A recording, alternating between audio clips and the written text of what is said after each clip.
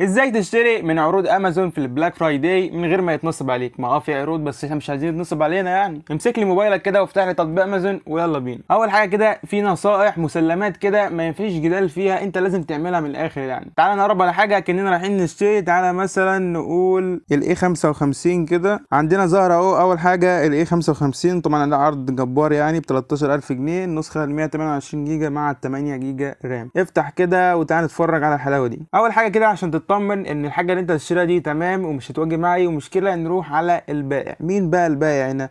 هننزل تحت كده هتلاقي اهو يباع ويشحن بواسطه امازون. من الاخر اللي بيبيع امازون واللي هيشحن امازون. وبخصوص النقطه دي عشان تبقى مطمن، اي حاجه هتشتريها لو مش عايز تحصل مشاكل في التوصيل في الشحن، الحاجه تيجي مغشوشه، تيجي مضروبه، تيجي متبدله، تيجي فيها اي حاجه او اي مشكله، يبقى على طول كل منتجاتك اللي هتجيبها او اي حاجه هتشتريها من على امازون تبقى البايع امازون، البايع امازون نفسها. فتمام كده موضوع مين البائع. في حاله واحده ممكن نشتري من بائع غير امازون، ودي للضروره، يعني لو البائع نفسه هو الوكيل او الشركه للمنتج اللي انت هتشتريه. في الحاله دي طبعا تشتري انت مطمن، انت بتشتري من الشركه نفسها او الوكيل نفسه هو اللي بيبيع على امازون. ففي الحاله دي تمام، وطبعا دي بتبقى معروفه، لو انت عارف متاكد ان دي الشركه وده الوكيل فخلاص تمام كده انت في السليم. طيب نطلع فوق تاني كده وتبص على حاجه مهمه جدا هنا، التقييمات. عندنا تقييمات هنا 4 فيما فوق، خلاص المنتج ده ممتاز تمام، اشتريه انت ومطمن. وفي حاله الموبايلات احنا عارفين احنا بنشتري ايه، مش محتاجين حد يقيم، ولكن بتبقى دي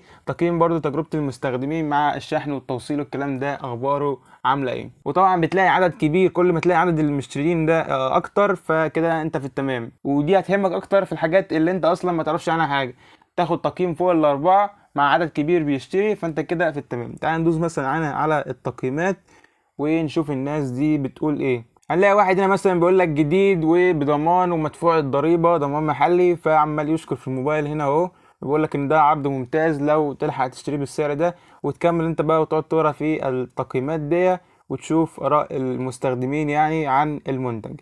فدي حاجه مهمه برضو، لو المنتج اللي انت رايح تشتريه ما تعرفش عنه كتير ومحتاج فعلا تكون كده رأي عنه، فتقعد تقرا بقى في التقييمات دي. هي بصراحة يعني حاجة مفيدة وهتفيدك. وتطمن كده كده هتلاقي في التقييمات دي ناس مش عاجبها وناس عاجبها، لكن الأغلب يعني لما تلاقيه كده مجتمعين ان هو المنتج تمام، فانت كده انت ومطمن اشتري الموضوع ده ومش هيحصل معاك اي مشكلة. فنطلع فوق تاني ولنفترض انك اشتريت اي منتج. طبعا مش لازم موبايل، انا بس بشرح هنا عن موبايلات. فانت لو اي منتج تاني ايا يكن ايه هو، لو جالك مشكلة فيه مثلا، فاحنا ممكن ننزل هنا عندنا اهو بيقول لك 15 يوم للإرجاع. عندك 15 يوم للإرجاع، لو في أي مشكلة بتبعت لهم وهم بيرجعوا المنتج بغير أي مشكلة. طيب تعال نجرب مثلا، احنا عايزين نشتري دلوقتي، يا إما تضيفوا إضافة إلى عربة التسوق لو أنت معاك منتجات تانية عايز تشتريها مع بعضيها. يعني مثلا تعال نروح هنا على العربة عندنا اهو، هتلاقي فيه اكتر من منتج. لو انت عايز تشتري اكتر من منتج فبتضيفهم في العربة هنا او عربة التسوق يعني وتشتريهم مرة واحدة.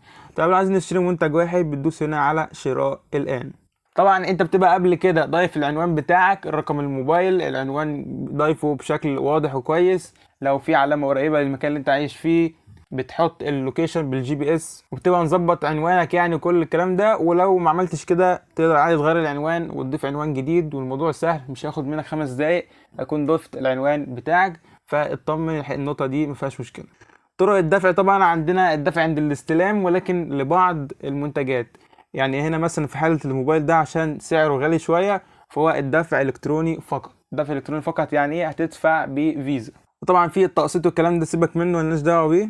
وامازون هنا بتقبل سواء كروت فيزا او ماستر كارد او ميزة، اي حاجة من الكروت دي هتنفع معاك. اي كارت بنكي معاك غالبا هيشتغل هنا بدون اي مشكلة، كل الكروت المصرية بتشتغل عادي، كمان البطاقات الائتمانية. فكريدت كارد بقى، ديبت كارد، كل الكلام ده شغال معاك. طب لو انت عايز تضيف بطاقة جديدة، انت خلاص لسه عامل حساب جديد وعايز تضيف الكارت بتاعك، هتدوس على اضافة بطاقة دي، اضافة بطاقة جديدة. فتح لك اهو عشان تكتب ال 16 رقم بتوع البطاقة، تاريخ الانتهاء، الشهر والسنة، وبكده يبقى انت ضفت البطاقة بتاعتك. وفي حاجة جديدة ضافوها اهو، انك تقدر تضيف الكارت ده عن طريق ال NFC من غير ما انت بقى تقعد تكتب وكده. فانت بتدوس على هنا دي بيظهر لك اهو، بيفهمك انت بتعمل ايه. بتفتح ال NFC على الموبايل وبتجيب كارت الفيزا ده بتحطه على ظهر الموبايل، وهو على طول بياخد كل بيانات الكارت دي، ال 16 رقم بقى وتاريخ الانتهاء وسي في كل الكلام ده هو بياخده. فبيوفر عليك يعني وما تقلقش الموضوع امان، فما تخافش يعني. ولو مش عايز تضيفها بالطريقه دي او موبايلك مش داعم لل NFC او حتى الكارت نفسه مش داعم لل NFC، مفيش اي مشكله. انت ممكن تضيف الكلام ده يدوي. مثلا نيجي عند الاسم هنا، ممكن تستخدم اسم صاحب الحساب ده بيحط لك الاسم بتاعك في امازون، او تكتب انت اي اسم كده اي حاجه يعني. احنا بس بنقرب معاكم. وهنا عند الرقم البطاقه ال16 رقم اللي في وش البطاقه دول على طول بتكتب بقى اي حاجه كده. طبعا ده مش رقم كارت، ده اي هبد كده، بس بنقرب مع بعضينا. هنيجي عند تاريخ الانتهاء. تحت ال16 رقم اللي في وش البطاقة بيبقى فيه تاريخ انتهاء كده، شهر شرطة مايلة السنة. يعني مثلا 7/26 هيبقى الانتهاء شهر 7/26. فبتدوس انت هنا على الشهر وبتحدد بقى ايا يكن ايه الشهر اللي هتنتهي فيه البطاقة كده، وتيجي عند السنة هنا وتحدد السنة اللي هينتهي فيها. وكده يبقى انت ضفت كل بيانات البطاقة. بتدوس هنا بقى على اضافة البطاقة. لو البيانات اللي انت تدخلها دي صح هتضاف، في حالة انا هنا طبعا البيانات دي غلط فمش هتضاف. فالموضوع مش هياخد منك دقيقة في اضافة البطاقة دي، خصوصا بعد موضوع ال NFC. فهتطلع خطوة لورا وخطوة كمان هنا هتلاقي البطاقة اتضافت معاك في حالة انك انت ضفت البطاقة. في حالة انا هنا مفيش بطاقة متضافة، فمثلا تعال نحدد على اي طريقة كده.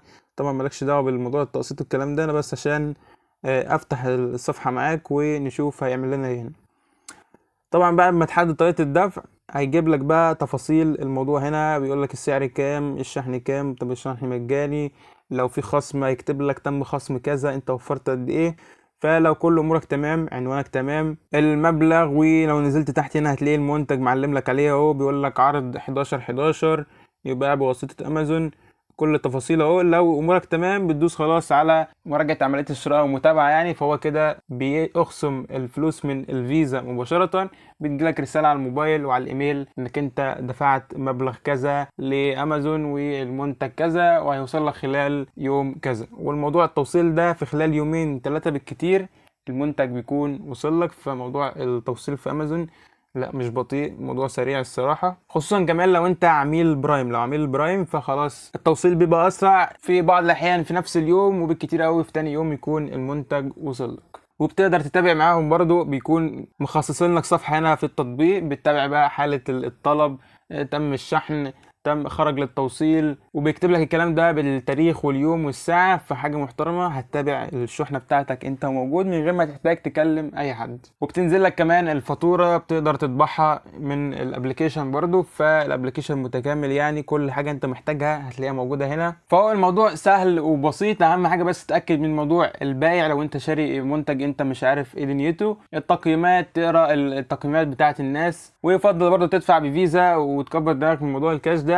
فدي اهم النصايح اللي انت لازم تبقى عارفها انت وبتشتري من امازون في العروض.